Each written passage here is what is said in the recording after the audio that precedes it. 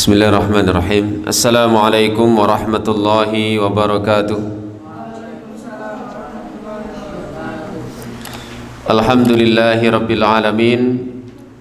Nahmaduhu wa nasta'inuhu wa nastaghfiruh wa natubu ilaihi wa nastahdi wa na'udzu billahi min syururi anfusina wa min sayyiati a'malina.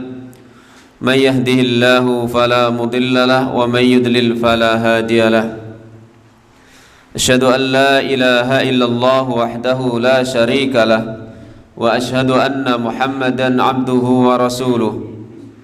Allahumma salli ala Muhammad wa ala ali Muhammad kama sallaita ala ali Ibrahim innaka Hamidum Majid. Wa barik ala Muhammad wa ala ali Muhammad kama barakta ala ali Ibrahim innaka Hamidum Majid. Ya ayyuhalladzina amanu kutiba alaikumus siyam kama kutiba alal ladzina min qablikum la'allakum tattaqun. Alhamdulillah, kita panjatkan puji syukur kita kehadirat Allah Subhanahu wa taala atas limpahan rahmat, taufik, hidayah serta maunah dan juga nikmat-nikmatnya, sehingga pada kesempatan sore hari ini kembali Allah Subhanahu wa taala mengumpulkan kita di majelis yang penuh barakah ini, di tempat yang sama-sama kita cintai ini, dalam rangka kita memperdalam ilmu agama yang dengannya mudah-mudahan Allah Subhanahu wa taala menghendaki kita termasuk orang-orang yang mendapatkan kebaikan sebagaimana yang disabdakan oleh nabinya sallallahu alaihi wasallam, man yuridillahu bihi khairan yufaqihu fiddin. Barang siapa yang dikehendaki kebaikan oleh Allah, maka Allah akan jadikan dia faham tentang agamanya. Sore hari ini insyaallah materi kajian kita tidak meneruskan materi tentang sirah sahabat, tetapi dalam rangka kita menyambut datangnya bulan Ramadan, kita akan pelajari sore hari ini tentang fikih puasa. Kenapa? Karena ini termasuk di antara bekal yang sangat penting bagi kita untuk menyambut memasuki bulan Ramadan. Bulan Ramadan ibarat tamu, dan bukan sembarang tamu, tapi tamu yang sangat istimewa. Sampai-sampai Nabi SAW ketika datang bulan Ramadan, beliau sampaikan kabar gembira ini kepada para sahabat. Beliau sampaikan, qad ja'akum syahrun mubarakun, sungguh telah datang kepada kalian bulan yang penuh barokah. Nabi mengucapkan tahniah, Nabi mengucapkan selamat kepada para sahabat dengan datangnya bulan Ramadan. Sehingga ini perlu bagi kita untuk mempersiapkan diri menyambut tamu yang sangat istimewa tersebut. Kenapa? Agar tamu itu benar-benar kita perlakukan sebaik-baiknya. Kalau misalnya ada tamu yang sangat istimewa datang ke tempat kita ini, maka pasti dipersiapkan bagaimana untuk menyambut tamu tersebut. Misalnya Pak Jokowi datang ke sini, wah ini pasti persiapannya luar biasa. Sibuk sekali orang yang akan didatangi. Bagaimana nanti menyambutnya, bagaimana nanti mempersilahkan dan seterusnya. Itu tamu sesama manusia, tapi ini tamu yang datangnya langsung dari Allah Subhanahu wa taala, yaitu syahrul Ramadan. Maka lihatlah bagaimana para ulama kita dahulu, jangankan menjelang Ramadan mereka sambut kedatangannya, atau mungkin pas Ramadan, jauh sebelum Ramadan mereka sudah sambut. Mereka sudah harapkan datangnya bulan Ramadan. 6 bulan sebelum Ramadan mereka selalu berdoa dan berharap kepada Allah agar diberi panjang umur masuk bulan Ramadan. 6 bulan sebelum Ramadan. Kalau kita hitung Ramadan itu bulan apa? Bulan berapa Ramadan itu? Ramadan itu bulan keberapa? Bulan ke 11. Regu B bulan ke-7. Regu C diurut aja. Berapa bulan sih dalam setahun? Berapa bulan dalam setahun? Apa bulan 9? Ramadan bulan ke-9. Bagus. Sebelum Ramadan bulan apa? Sya'ban. Setelah Ramadan bulan Syawal. Mesti ngapalno lagu ini. Jadi bulan ke-9 Ramadan. 6 bulan sebelum Ramadan berarti bulan keberapa? Bulan ketiga ya. Bulan ketiga itu bulan apa? Rabiul Awal. Bagus. Hafal bulan-bulan nggih. Hafal ya? Pinter. Mulai bulan Rabiul Awal, bulan ketiga itu mereka para ulama kita selalu berdoa kepada Allah, memohon agar diberi panjang umur masuk ke bulan Ramadan. Bahkan setelah Ramadan selesai mereka pun berdoa 6 bulan lamanya.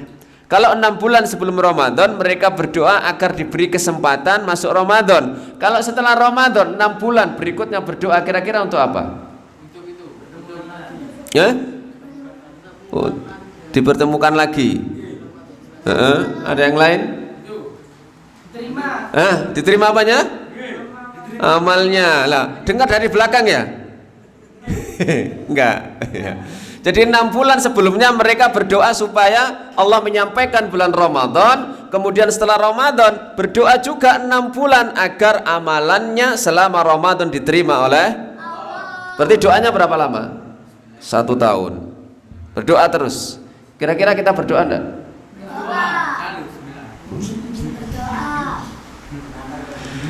Baik, makanya kita perlu mempersiapkan diri kita. Maka di antara persiapan yang utama, yang agung adalah bagaimana kita mengetahui ilmu tentang puasa Ramadan. Ibaratnya kalau kita mau umroh, ya kita harus tahu tentang tata cara umroh dulu, manasik umroh. Kalau kita mau haji, kita harus belajar tentang manasik haji supaya apa? Ketika nanti di lokasi kita nggak tolah-toleh. Kita tahu apa yang harus kita lakukan. Baik, yang pertama, para ulama menjelaskan tentang definisi siam. Siam atau saum itu bahasa Arab. Dalam bahasa Jawa ini masuk kromo inggil ya. Kalau ngukunya poso. Kalau kromo halusnya apa?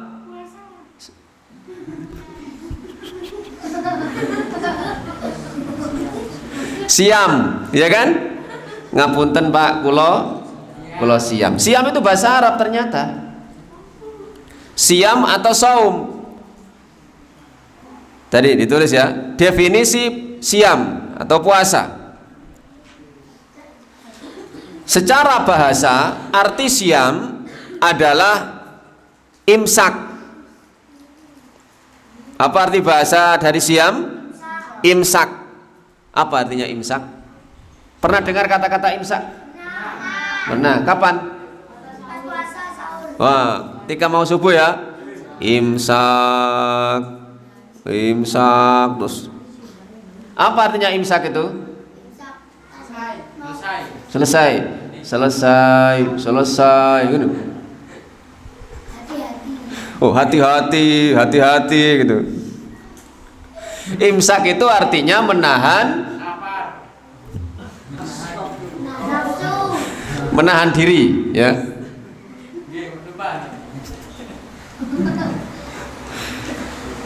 Imsak itu artinya menahan diri. Nah, makanya arti siam itu artinya menahan diri.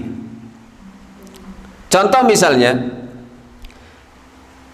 surat Maryam, Allah mengisahkan tentang kisah Maryam. Maryam itu adalah siapa? Istrinya. Oh, anaknya Nabi Musa. Anaknya Nabi Isa. Ibunya Nabi Isa. Bagus. Ibunya Nabi Isa. Maryam ini mengandung Nabi Isa tanpa bersuami, tanpa memiliki suami. Hamil tanpa punya suami, sehingga orang kampung ini, masyarakatnya ini menggunjingnya, kemudian mengejeknya. Bagaimana bisa seseorang yang dikenal ahli ibadah, wanita yang ahli ibadah, ternyata tiba-tiba hamil tapi tidak punya suami. Sehingga omongan orang kampung luar biasa. Makanya kemudian Maryam bernazar kepada Allah, berjanji, inni nadartu lirrahmani sauma. Sesungguhnya aku benar-benar bernazar, berjanji kepada Allah Zat yang Maha Rahman, puasa. Artinya puasa apa di situ? Menahan diri dari apa? Falan ukallimal yauma insiya. Aku tidak akan ngomong dengan seorang manusia pun hari ini. Artinya apa? Maryam menahan diri puasa, tidak ngomong. Saya disuguhi misalnya teh, mohon maaf kulo siam. Artinya menahan diri tidak minum teh, tapi kalau air putih minum. Sampean dikasih sate tidak mau, misalnya sate kambing, ngapunten saya siam.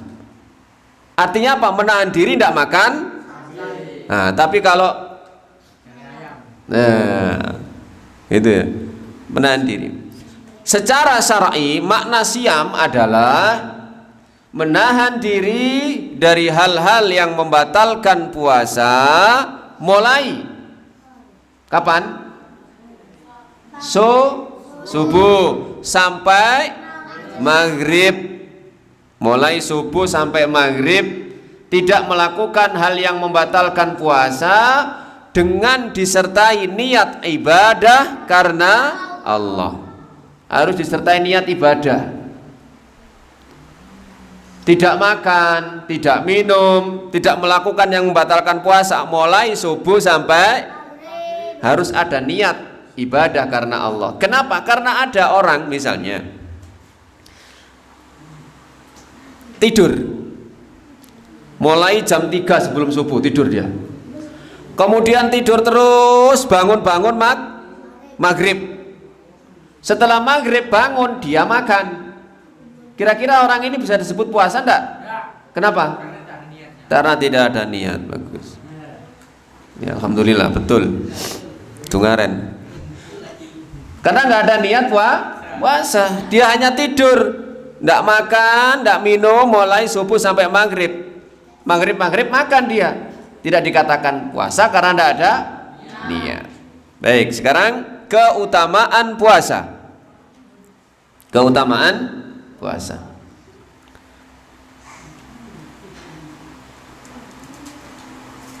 Satu, mendekatkan diri kepada Allah Subhanahu wa ta'ala. Mendekatkan diri kepada Allah Subhanahu wa ta'ala. Sehingga ketika seseorang ingin mendekatkan dirinya kepada Allah, menjadi orang-orang yang bertakwa, salah satu sarana ibadah yang dilakukan adalah dengan melakukan puasa. Di samping puasa wajib, dengan puasa yang sunnah. Yang kedua, keutamaan puasa, ini secara umum ya, baik Ramadan maupun puasa yang sunnah, mendapatkan pahala unlimited. Dua. Apa unlimited itu? Tidak terbatas. Pahalanya tidak ada batasnya, bi ghairi hisab. Kenapa? Karena puasa itu untuk Allah dan Allah sendiri yang akan membalasnya, memberikan pahalanya. Kalau sholat ada hitungannya. Kalau jamaah 25 atau 27 derajat. Kalau misalnya membaca Al-Quran satu huruf 10, ada angkanya. Sodako juga ada 10, 100, 700. Tapi puasa tidak ada angkanya. Menunjukkan bahwa pahala puasa itu tadi tidak terbatas, tidak ada hitungannya. Yang ketiga, dosa-dosa yang lalu diampuni. Dosa-dosa yang lalu diampuni. Sebagaimana sabda Nabi SAW, man shoma ramadhana imanan wahtisaban ghufira lahu ma taqaddama min dzambi. Siapa yang puasa Ramadan dilandasi iman karena yakin memang Allah yang memerintahkan sebagai hamba yang beriman dan juga mengharap pahala Allah, maka dosa-dosanya yang lalu diampuni. Apalagi kalau nanti misalnya setelah Allah memberi kesempatan kita masuk Ramadan, kita puasa penuh selama Ramadan, diikuti berapa hari bulan Syawal? Itu 9 hari.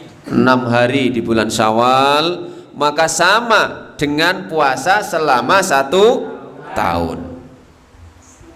Sama dengan, jadi kalau kita puasa Ramadan penuh ditambah 6 hari di bulan Syawal, sama dengan puasa 1 tahun yang tidak pernah mokel. Kuat tidak puasa 1 tahun tidak pernah mokel? Enggak kuat. Makanya nanti kalau Ramadan diusahakan setelahnya puasa 6 hari di bulan Syawal. Pernah praktik itu? Pernah ya? Alhamdulillah. Lu hanya 2 hari. Baik. Sekarang yang keberapa keutamaannya? Yang keempat, dijauhkan dari api neraka sejauh 70 tahun perjalanan. Dijauhkan dari api neraka sejauh 70 tahun perjalanan. Kalau dari Durun Nafis ini jalan 70 tahun sampai mana ya? Mati. Itu Allah jauhkan sejauh-jauhnya orang yang berpuasa. Yang kelima,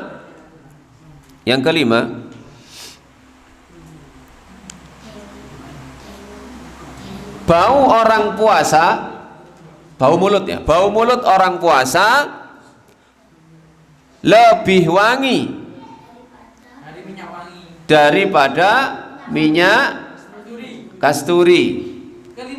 Ya, pada hari kiamat.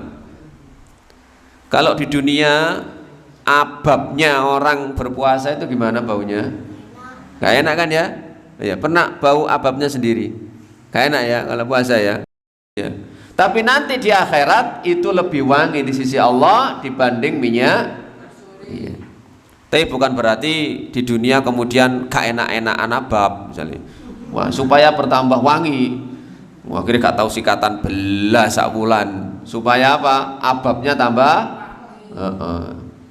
numpuk kandel-kandelan bidal.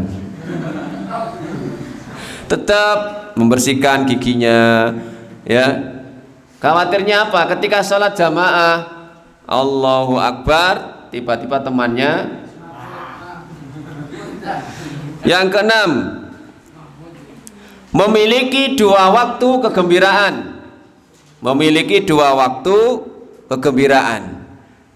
Jadi orang yang puasa itu diberi 2 waktu gembira oleh Allah. 1 di dunia, 1 di akhirat. Kalau di dunia ketika apa kira-kira gembiranya? Satu saja di dunia. Kapan? Ketika berbuka. Seneng gak kalau buka? Seneng. Kenapa kok seneng? Ya karena boleh makan, karena puasa kan ya. Kira-kira acara yang atau saat apa yang paling ditunggu oleh orang yang puasa Ramadan? Saat adzan maghrib. Ya kan? Biasanya kalau kita tidak puasa ada adzan maghrib, kok cepat sekali ya maghrib sudah masuk ini. Baru saja santai. Tapi kalau puasa jam itu dilere aja ya, diwasno jamnya mati tiba ya. Memang kok jam 5 ya, tiba mati. Jadi gembira sekali, senang sekali saat berbuka. Yang kedua di akhirat pas apa? Bertemu dengan Allah, membawa pahala puasa. Terus yang keberapa sekarang? Yang ketujuh, masuk surga dari pintu khusus yang disebut Ar-Rayyan. Masuk surga lewat pintu khusus yang disebut Ar-Rayyan. Pintu surga itu berapa sih jumlahnya? 8. Kalau pintu neraka 7. Ingat-ingat ya, jangan terbalik, kesasar nanti. Pintu surga 8, pintu neraka 7. Salah satu nama pintu surga adalah Ar-Rayyan.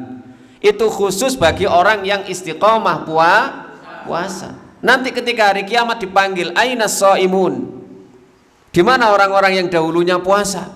Fayakumun, mereka kemudian bangkit berdiri dan mereka masuk ke pintu surga, ke surga lewat pintu tersebut. Setelah semuanya masuk, pintu itu ditutup dan tidak akan dibuka selama-lamanya karena sudah tidak ada lagi jatahnya. Surga itu punya pintu masing-masing pintu ada kekhususan. Yang ahli puasa lewat pintu puasa. Yang ahli sedekah, orang-orang kaya yang ahli sedekah lewat pintu khusus ahli sedekah. Yang ahli tahajud baca Quran akan masuk pintu khusus lewat itu. Makanya kita harus paling tidak memilih apa kemampuan kita. Yang kaya misalnya harus masuk surga lewat pintu sedekah, harus. Sebab kalau puasa gak patek kuat orang kaya itu, ya gak? Karena punya uang tergoda terus. Nah, orang yang miskin kira-kira masuk pintu surga lewat apa? Puasa, gitu ya, bisa ya. Nah, kayak poso nih soalnya ya. Ini pengalaman. Terus yang kedelapan, puasa sebagai benteng. Puasa sebagai benteng atau perisai. Kalau dulu orang perang itu salah satu perangkat perangnya, alat perangnya bawa apa? Bawa perisai. Tujuannya apa? Melindungi senjata dari musuh. Musuh kita siapa? Setan, kan ya?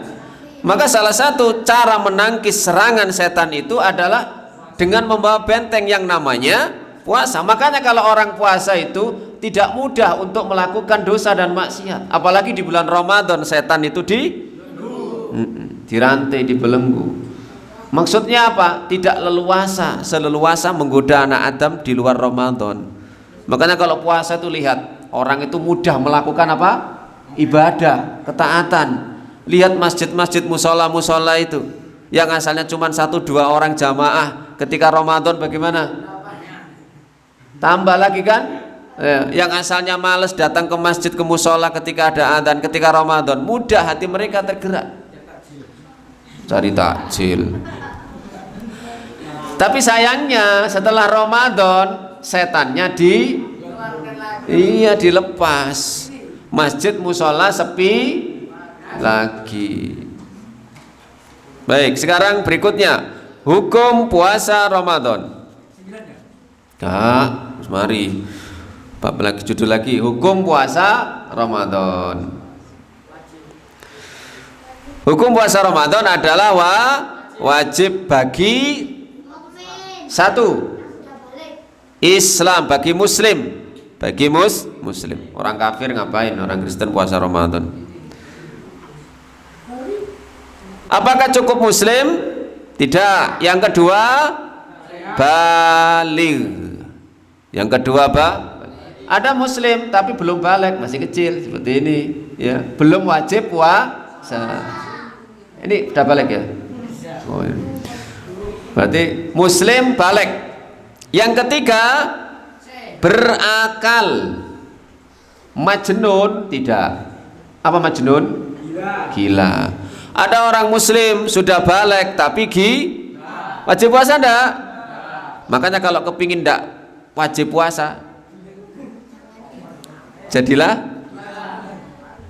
mau.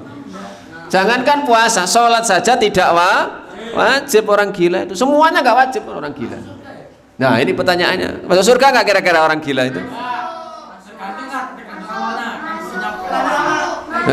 Dia sejak kecil belum balik sudah gila sampai mati. Begini, orang yang gila itu nanti di akhirat itu akan diberi pilihan oleh Allah Subhanahu wa taala sesuai fitrahnya. Dan tidak ada orang di tengah-tengah antara surga dan neraka, tidak ada. Oh, ini orang gila, berarti di tengah-tengah ini, ganggu swarga, ganggu neraka. Di tengah-tengah saja. Nah, jadi nanti akan diberi pilihan oleh Allah sesuai fitrahnya. Dan juga tahta masyiatillah, itu haknya mutlak dari Allah Subhanahu wa taala. Maka jangan coba-coba jadi orang. Bersyukurlah karena tidak menjadi bagian dari orang-orang Tapi jangan berpikir enak ya orang gila itu ya, gak sholat, gak poso, membunuh pun gak akan dipenjara. Kenapa? Karena ya karena gila. Tapi jangan pura-pura. Muslim, balik, berakal. Yang keempat apa? Sehat, bagus. Ada muslim, balik, waras, tapi sakit, maka tidak wajib puasa. Sakitnya ini kalau dibuat puasa tambah parah atau sembuhnya tambah lama, maka orang ini boleh untuk tidak puasa. Tapi kalau sakitnya ringan, misalnya pilek, ya, batuk, pusing yang ringan, sakit panu, ya, kadas, kurap. Artinya kalau dibuat puasa tidak ngefek sama sekali. Orang ini tetap wajib puasa. Tapi kalau dibuat puasa, menurut dokter, Pak, Mbak, jangan puasa ya. Nanti kalau sampai puasa mati. Orang ini puasa enggak? Haram puasa. Enggak boleh puasa. Jangan kemudian gak apa-apa wis mati-mati nek poso. Lah salah. Ya, sangit. Mati konyol, enggak boleh. Islam itu syariat itu menghargai nyawa. Ada solusi-solusi. Ya. Kemudian yang kelima, muslim, balik, waras, kemudian sehat. Yang kelima apa? Mukim. Mukim, tidak musafir. Mukim dia.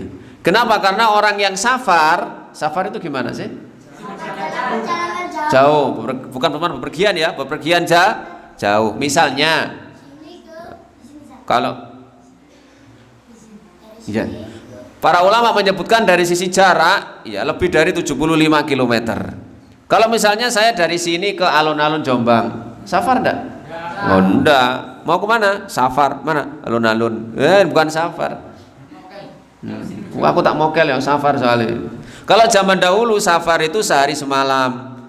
Termasuk diantaranya mereka kalau safar itu bawa bekal, bawa bontotan. Sekarang kan nggak usah bawa bekal ya. Yang penting apa? Yang penting ATM-nya penuh. Baik, dasar dari Ramadan itu wajib. Surat Al-Baqarah ayat 183 pasti hafal. Ya ayyuhalladzina amanu kama kutiba 'alal ladzina min la'allakum. Baik. Kemudian dasarnya dari as-sunnah, dari hadis Nabi, ada yang hafal yang menjelaskan rukun Islam. Buniyal Islamu, jangan ngarang-ngarang loh ya. Buniyal Islamu ala khamsin, syahadati alla ilaha illallah wa anna Muhammadar Rasulullah wa iqamis shalah wa itaiz zakah wa shaumi Ramadan wa hajjil bait. Yo karek terus noto. Islam dibangun di atas 5 perkara. 1, syahadat. 2, salat. 3, 4, 5, atau dibalik boleh, 4 haji, 5 puasa boleh. Kemudian yang ketiga dasarnya ijma kaum muslimin. Semua kaum umat Islam sepakat kalau puasa Ramadan itu hukumnya wajib. Siapa yang mengingkari, beranggapan puasa Ramadan tidak wajib, kemudian sudah diberitahu, diberi nasihat kok tetap, maka dia dihukumi murtad. Yes. Sekarang kita bahas tentang bagaimana cara menentukan tanggal 1 Ramadan. Bagaimana caranya? Dengan melihat bulan. Pernah praktek melihat bulan? Ya. Kalau di sini sudah ada timnya ya, melihat tanggal 1 hilal, 1 bulan itu kemudian diumumkan dan ditetapkan. Baik, sekarang langsung supaya waktunya tidak terlalu banyak.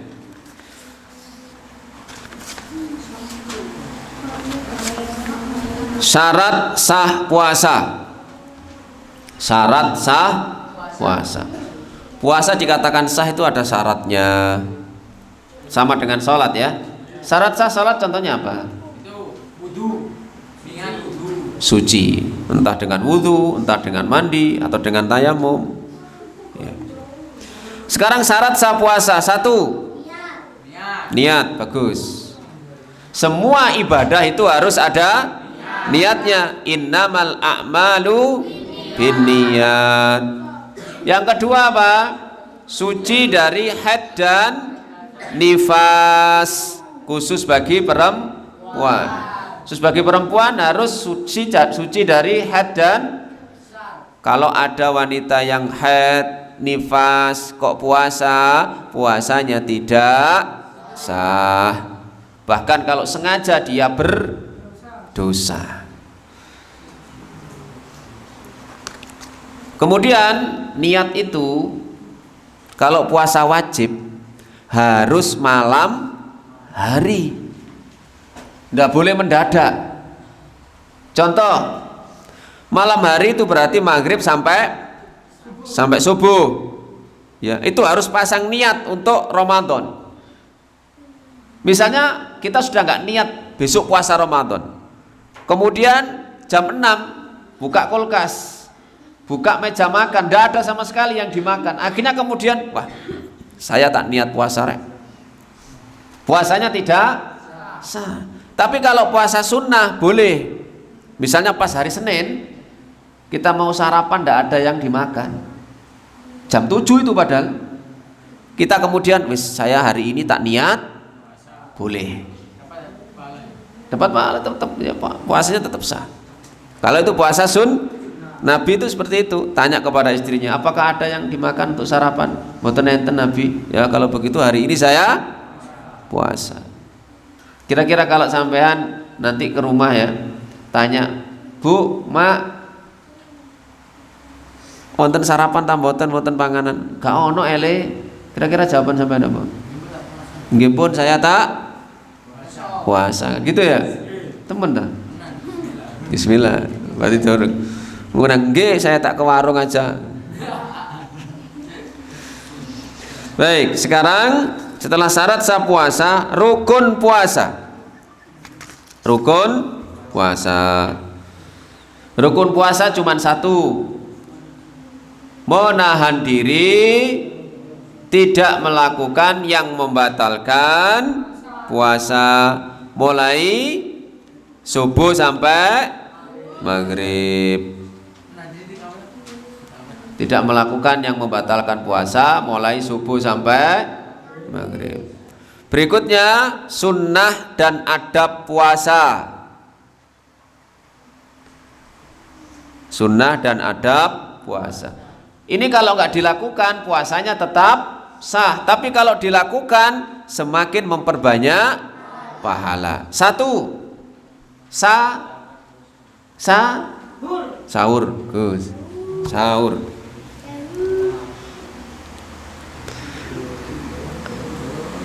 Nabi SAW bersabda, tasaharu, sahurlah kalian. Fa inna fis sahuri barokah, karena dalam sahur itu ada berkah, ada barokah. Barokahnya apa sih sahur itu?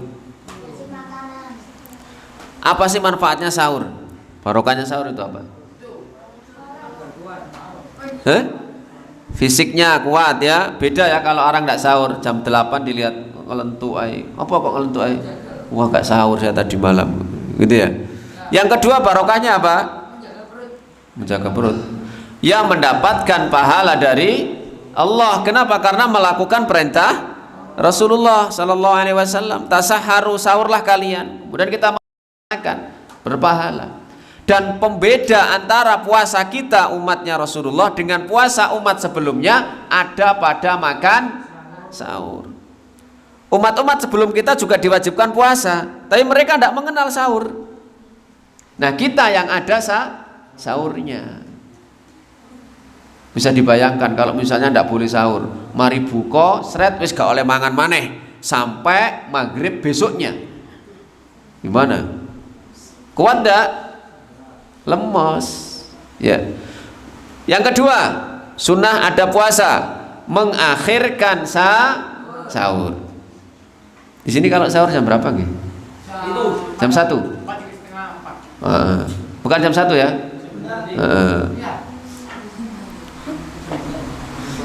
Ada yang sahur jam 9 malam, jam 10.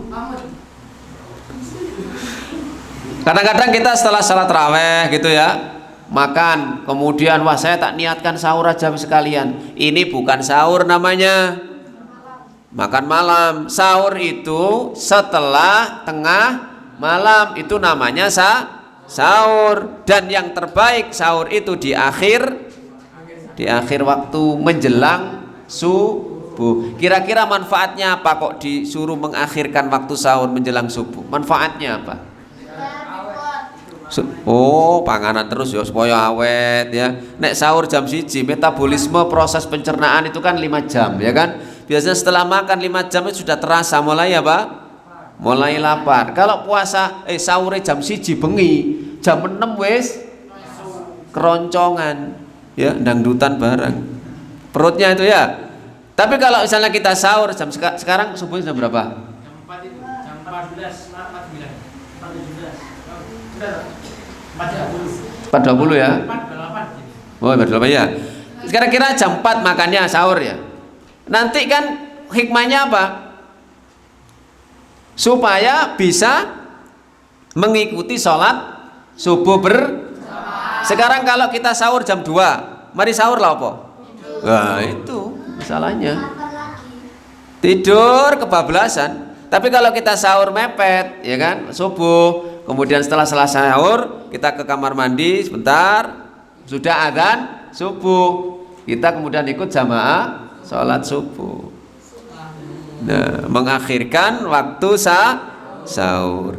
Makan sahur yang paling nikmat kata Nabi, makan sahur dengan kurma. Kuat nggak kurmotok? Nggak kuat ya. Walaupun hanya segelas air, jangan meninggalkan sahur. Ada nggak yang sulit dibangunkan sahur di sini?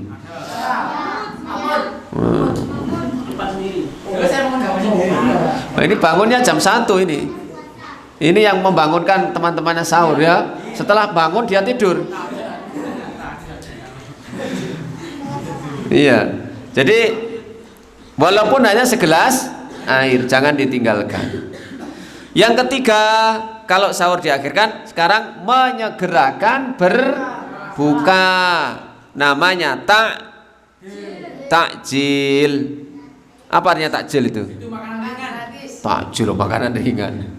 Takjil itu menyegerakan berbuka. Jadi kalau sudah masuk maghrib, ya, maka segera berbuka. Namanya takjil. Kalau Nabi biasanya pakai rutop. Rutop itu kurma yang kemampu itu ya. Kalau enggak ya kurma yang kering biasa itu. Kalau enggak ada, cukup air. Itu takjilnya Nabi. Kalau takjilnya di sini apa nih? Kurma apa lagi? Kurma sukari. Air putih apa lagi? Ada buah, ya. Ada gorengan. Ada es campur, macam-macam. Kira-kira itu sudah namanya berbuka apa belum ya? Oh belum. Kenapa kok belum? Karena belum makan nasi. Oh. Ya sudah, itu namanya berbuka, takjil. Ya. Jangan banyak-banyak kalau berbuka ya. Supaya apa? Tidak ngantuk dan sholat tarawihnya bisa full semangat. Biasanya kalau terlalu kenyang ya, dipol makannya, akhirnya ketika sholat tarawih kuat ya. Yang keempat,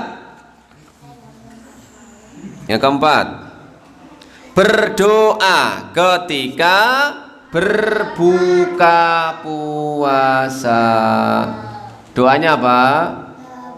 Doma'u wabtallatil auruku wasabatal ajru insyaallah. Artinya apa? Ya enggak hafal artinya. Enggak bisa apa enggak hafal? Enggak bisa ya. Bisa apa? Artinya apa? Bisa, coba aja dihafalkan. Hah? Zahabat Wasabatal ajaru insya. Ini bacanya kapan ini? Sebelum apa setelah? Setelah minum dulu ya, minum baru dhahabat dhoma. Kenapa? Karena arti dhahabat dhoma'u itu rasa haus sudah hilang. Lah kalau belum minum dhahabat dhoma'u, haus telah hilang. Lu guru ngombe kok. Wa batalatil uruku, tenggorokan sudah basah atau keringat sudah basah. Lah kalau belum minum uji garing gorokane. Wasabatal ajru insya. Mudah-mudahan mendapatkan pahala insya Allah. Kemudian jangan lupa juga berdoa pas siang hari ketika belum buka. Kenapa? Karena termasuk waktu-waktu yang diijabahi oleh Allah. Ya pokoknya waktu puasa. Waktu puasa. Banyak berdoa. Kemudian yang ke berapa? 5. Banyak sedekah. Memperbanyak sedekah. Beda. Di antara bentuk sedekah adalah memberi orang berbuka. Iya, memberi takjil, memberi nasi berbuka puasa. Itu kalau kita memberi satu orang saja sama dengan pahala orang yang kita beri buka itu, tanpa mengurangi pahala dia. Kalau kita puasa memberi buka 10 orang, wah, pahala 10 orang itu diberikan ke kita tanpa mengurangi pahala orang yang diberi buka tadi. Jadi double kita. Nah, makanya ketika Ramadan itu kaum muslimin berlomba-lomba untuk memberikan buka puasa makanan kepada orang-orang yang puasa. Kalau di Mekah, Madinah itu royoan, ayo ikut saya, ndak ikut saya, ditarik sama ditarik-tarik, ono sing ngejak merono, saya ikut saya aja sudah. Iya. Jadi di sana itu orang yang ngajak berbuka itu yang mencari orang. Nah, kalau di Indonesia orang yang mencari tempat berbuka puasa. Nanti ono buka bersama nah gitu ya. Kalau di sana royoan, ya royoan narik orang supaya ikut berbuka, bahkan sampai bertengkar. Ada, ini jatah saya, enggak jatah saya ini biar ikut saya saja. Baik, banyak bersedekah ya. Kemudian yang ke-6, membaca Al-Quran. Sini. Bulan Ramadan kemarin sudah khatam berapa kali? Alhamdulillah 3 sendirian ya. Alhamdulillah. Sekarang targetnya berapa kali khatamnya? Kok tambah mudun? Minimal 2 khataman. Oh gitu, minimal 2 khatam. Tapi kemarin kan 3. Kenapa turun prestasinya? Kenapa harus turun? Harusnya standar tetap atau diting? Ada di antara para ulama kita dahulu, para sahabat itu ada yang sehari sekali khatam. Ada yang 2 hari sekali. Ada yang 3 hari sekali, ada yang sehari 2 kali khatam. Imam Syafi'i. Sehingga 1 bulan khatam 60 kali. Asli. Gimana bacanya? Ya baca. Sampai kalau 1 juz berapa menit? 1 juz standar. Oh, agak lama ya. Kalau yang standar biasa itu setengah jam sudah 1 juz. Ya, agak cepat ya. Berarti kalau 1 juz 1 jam, kalau 2 kali khatam minimal 1 hari membaca 2 juz kan 2 jam. Di antara 24 jam ambil 2 jam untuk baca Al-Quran. Karena bulan Ramadan ini adalah syahrul Ramadan alladzi unzila fihil. Nabi itu setiap Ramadan didep sama malaikat Jibril. Malaikat Jibril yang nyemak, Nabi yang baca Quran. Tiap malam seperti itu. Muhammad baca, saya semak. Malaikat Jibril begitu. Bahkan ketika di tahun Nabi wafat itu sampai disemak 2 kali. Ngecek bacaannya Al-Quran Kanjeng Nabi Muhammad itu ya. Imam Malik, imamnya Madinah, itu sebelum Ramadan ada pelajaran macam-macam hadis, tafsir. Setelah Ramadan masuk, pelajarannya diliburkan semua. Imam Malik konsentrasi baca Al-Quran. Kalau di sini kan nggak diliburkan pelajarannya. Kok diliburkan ya nggak ngaji pisan, percuma. Kalau Imam Malik memang diliburkan pelajarannya, konsentrasi baca. Bahkan bulan Sya'ban ini mereka sudah menutup tokonya. Toko-toko mereka ditutup, mereka konsentrasi baca Al-Quran. Makanya kalau sudah diberi kelancaran baca Quran, syukuri nikmat tersebut dengan banyak bergaul dengan Al-Quran. Kenapa sih kita sebagai umatnya Nabi kok menjadi umat yang terbaik? Karena diberi Al-Quran. Kenapa Lailatul Qadar menjadi malam terbaik? Karena turunnya Al-Quran. Kenapa bulan Ramadan menjadi bulan terbaik? Karena bulan diturunkannya Al-Quran. Kenapa malaikat Jibril menjadi malaikat paling mulia? Karena menyampaikan wahyu Kenapa Nabi Muhammad menjadi nabi terbaik? Karena menerima wahyu berupa Al-Quran, Al-Quran dan Al-Quran. Yang ke-7, menjauhi hal-hal yang mengurangi pahala puasa. Menjauhi hal-hal yang mengurangi pahala puasa, seperti dusta, seperti berdusta, bohong. Kemudian ghibah dan adu domba. Berani nggak kalau pas puasa Ramadan berbohong? Nggak berani. Kalau nggak puasa? Sama-sama tidak boleh. Cuman kalau pas puasa itu kalau bohong, maka Allah tidak butuh dia tidak makan sama tidak minum, nggak dapat apa-apa. Cuman lapar dan dahaga saja. Makanya puasa itu kalau hanya sekedar gak makan gak minum, itu puasanya anak kecil. Puasa anak kecil itu tidak makan tidak, cuman itu dok. Puasa yang paling mudah, puasa yang paling ringan adalah tidak makan, tidak minum. Nah, puasanya orang yang sudah berilmu, sudah ngaji, maka dia harus bisa menahan seluruh panca indera. Makanya puasa itu juga melatih orang yang setelah lulus Ramadan menjadi orang-orang yang bertakwa. La'allakum tattaqun. Berikutnya, hal-hal yang membatalkan puasa. Ini hati-hati ya, batal ini nanti kalau dilakukan ya. 1, makan dengan sengaja.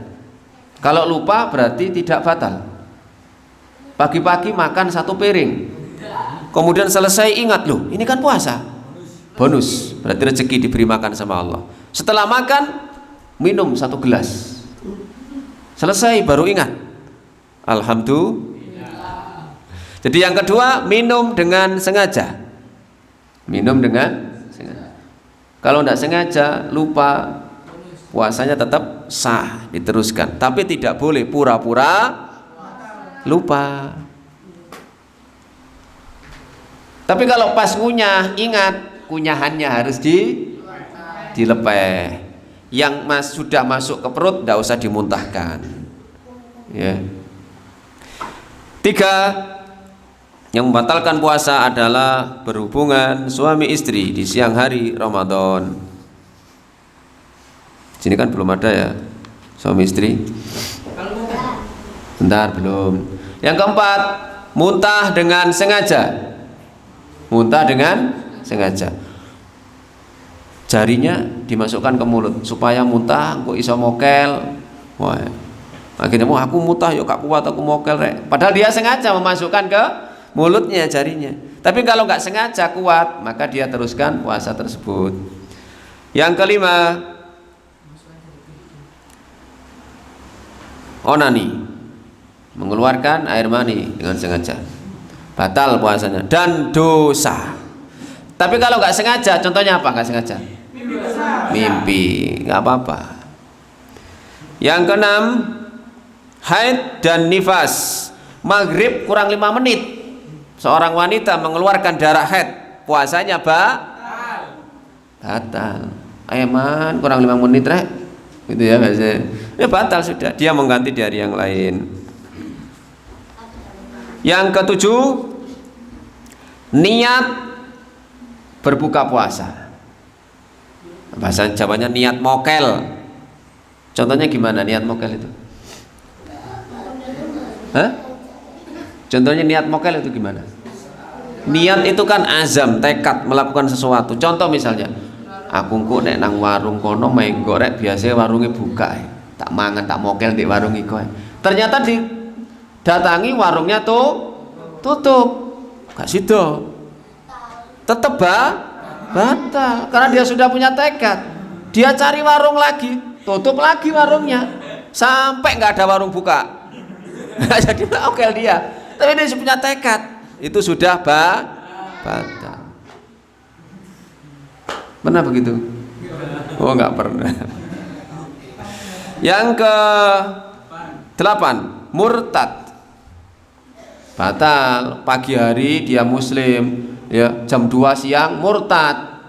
Ya, batal. Masa murtad gak sengaja? Gimana murtad gak sengaja? Murtad jadi sengaja ya. Berikutnya, hal-hal yang tidak membatalkan puasa. Hal-hal yang tidak membatalkan puasa. 1.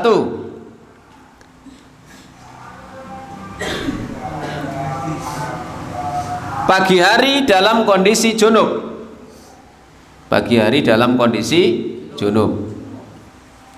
Misalnya ada suami berhubungan sebelum subuh, kemudian tertidur, bangun-bangun subuh. Bangun-bangun subuh. Dia kan belum sempat apa? Mandi. Kan belum sempat mandi. Maka puasanya tetap sah.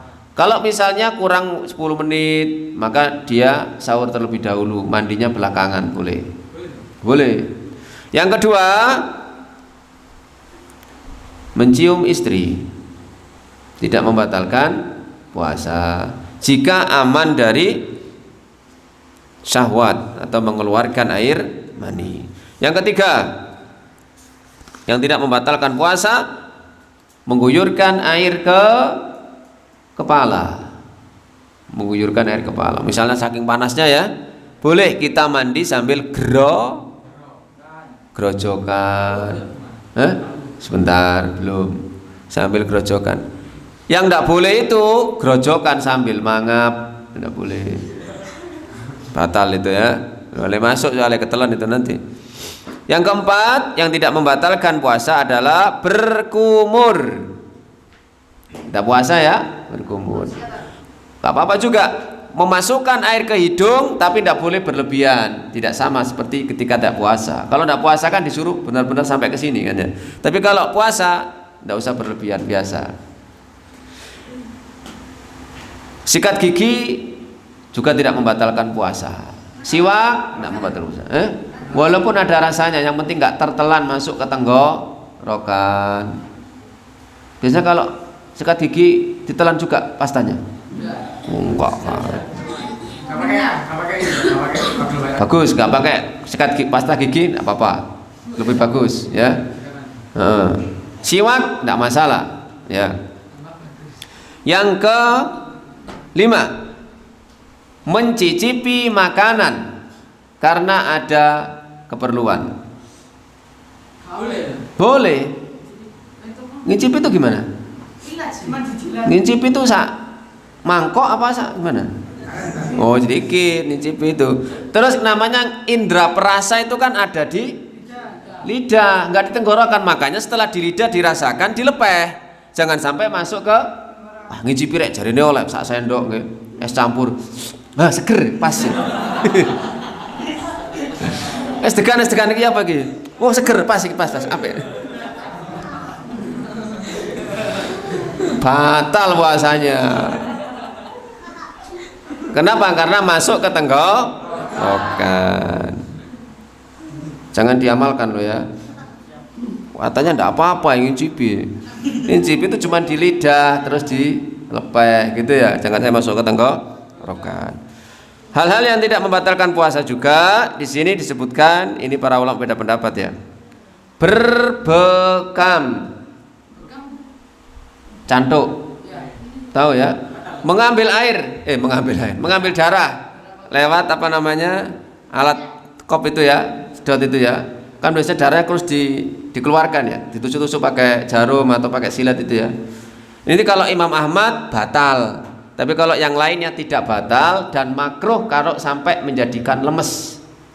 Termasuk donor darah itu dihindari kalau siang Ramadan, karena orang donor itu kan diambil darahnya, sudah lemes diambil darahnya tambah lemes lagi. Pernah donor darah pernah? Ya pernah ya. Kemudian berikutnya yang ke 7 yang tidak membatalkan puasa, suntik. Kita sakit ke dokter periksa, suntik Pak ya, nggih, nggak apa-apa. Ya disuntik, kemudian dikasih obat, ya obatnya diminum selesai berbuka. Kok suntiknya sendiri tidak membatalkan puasa? Kenapa? Ya tapi kan masuknya nggak lewat tenggorokan. Kenapa? Ngentut di air. Maksudnya gimana ngentut di air? Oh anu ya, renang ya di sungai ya. Bagaimana hukumnya ketika kita mandi di sungai kemudian kebelet kentut, apakah dikentutkan di dalam air atau enggak? Ya, ini kalau menurut mayoritas para ulama enggak apa-apa.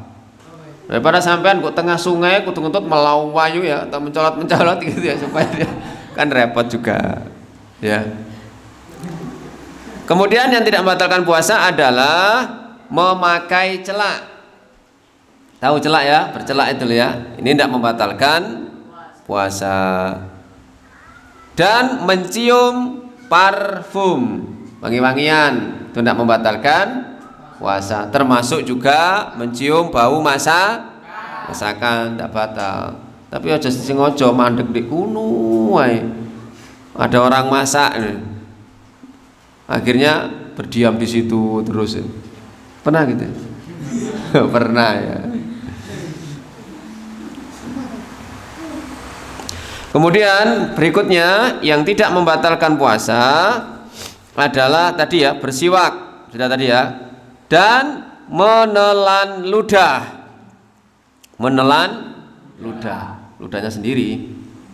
Artinya yang biasa ada itu tertelan ya tidak apa-apa. Tapi kalau ludah itu sudah keluar dari mulut, ya jangan dibalikkan lagi kemudian ditelan. Nggak boleh, itu sama dengan memasukkan sesuatu yang baru ke kerongkongan, batal. Termasuk juga ketika misalnya setelah sahur ada sela-sela gigi kita yang ada makanan selilit, biasanya ya, karena selilitnya daging ya. Ini bagaimana kalau kita mendapati itu? Kalau misalnya sampai terlepas, kita tahu sedang puasa harus dibuang. Jangan, daging rek eman. Kalau dia memang gak sadar, lupa, maka tidak apa-apa. Kalau sadar ya berarti ya itu.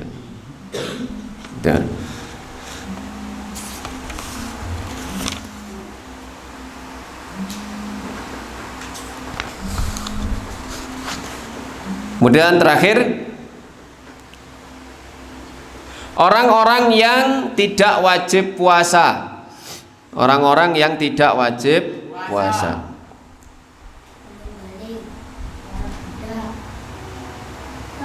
Satu, orang sakit. Tadi sakit yang tambah parah atau sembuhnya tambah lama. Dua, orang yang sudah tua. Orang yang sudah tua. Orang yang sudah tua ini, maka ketika dia tidak puasa, dia harus fidyah, bukan qadha. Karena orang sudah tua, mbah nyaur poso mbah yo, gak kuat le, poso gak kuat. Yang ketiga, musafir, boleh tidak puasa. Tapi kalau kuat puasa, tidak apa-apa puasanya. Yang keempat, orang yang hamil atau menyusui. Orang yang hamil atau menyusui, dia boleh tidak puasa. Dia boleh tidak puasa.